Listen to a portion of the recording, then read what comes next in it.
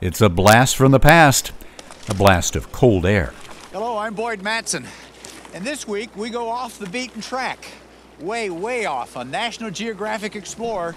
In 1996, I was in Minnesota for a series of cold weather adventures. We tried ice fishing.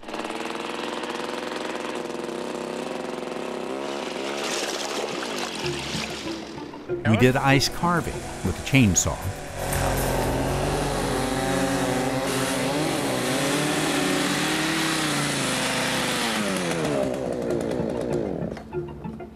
We got behind the wheel for ice track racing.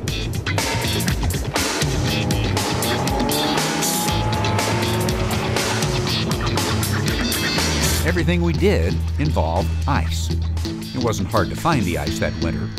Our first day in Minnesota was 0 degrees, and the temperature dropped another 5 to 10 degrees every day after that.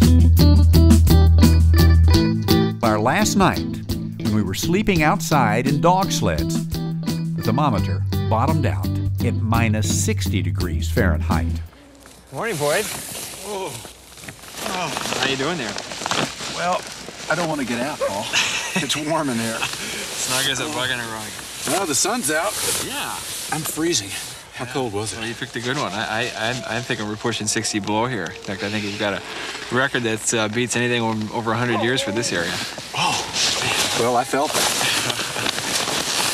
Oh, let's, we survived. How'd the dogs do? Dogs seem to be up and at 'em. This week on my radio show, National Geographic Weekend, I talk about part of my Minnesota winter trip, starting with our attempt to kayak on a fast-freezing Lake Superior. Hello again, and welcome to Explore. We're in the slush of one of the few unfrozen places along Lake Superior on Minnesota's North Shore. In the middle of a long winter of sub-zero temperatures, the folks here will go to almost any extreme to get outside. I'm joined by Peter Pestalozzi, sea kayaker extraordinaire. But why are we doing it this time of year, Peter? Well, when you get out here and the ice formations are right, it's just spectacularly beautiful. What should I look out for? Well, obviously the ice. You gotta pay real close attention to the conditions. One of the things that can happen is, like today, they can freeze up quick and you may have to use your ice axe to sort of break it up or pull yourself through.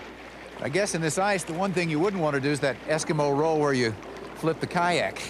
Well, actually, in order for it to be an effective self-rescue tool, you have to practice it in all conditions. You can do it in these conditions?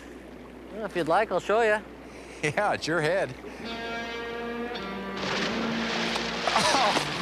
Oh, man, I can't believe you did that.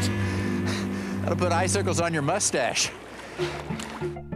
I was reminded of that numbing experience this week on my radio show when I interviewed National Geographic Adventurers of the Year John Turk and Eric Boomer.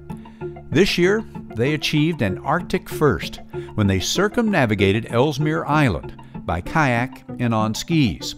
Their frozen saga was far more arduous than mine. To hear their story, and mine, tune in to National Geographic Weekend and tune in to adventure.